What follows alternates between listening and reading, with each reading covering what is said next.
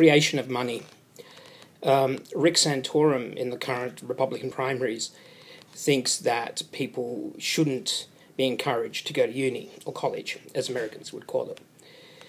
If people end up not getting an economic education, we're going to have some wacky weirdos, like some right-wing people who find the, quote, creation of money something that's evil.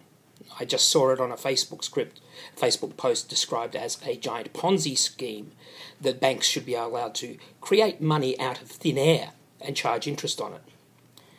I drafted a response, and I'm starting to hear these wacky sort of arguments more and more frequently.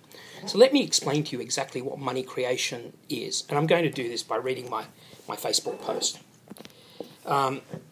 Anybody who thinks creation of money is wrong doesn't know how banks work.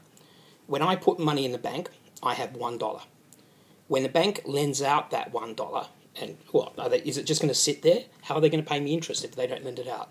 When the bank lends out that $1, the borrower now also has $1, in addition to the dollar that I have. Mind you, he also has some debt. I mean, ultimately, equity in the economy has to add to the original $1.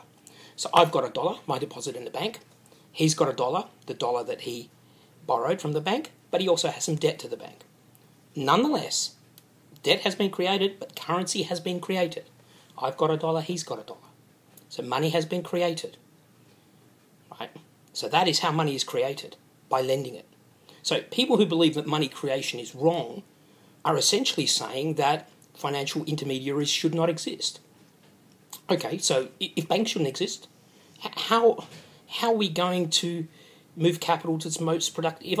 If I've made too much money and I can't use it for anything, I want to invest for the future, I need a financial intermediary.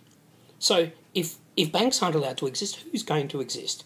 My favourite neighbourhood loan shark? Is that what it's going to be? Okay, so there's a loan shark. Banks don't exist. Underground banks start existing with higher interest rates, exploitation, etc.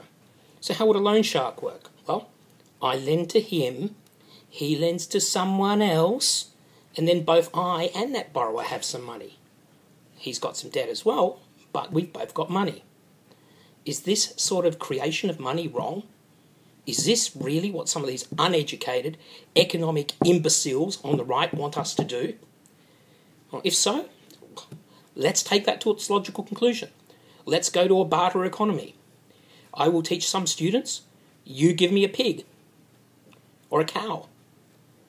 Where the hell am I going to store that?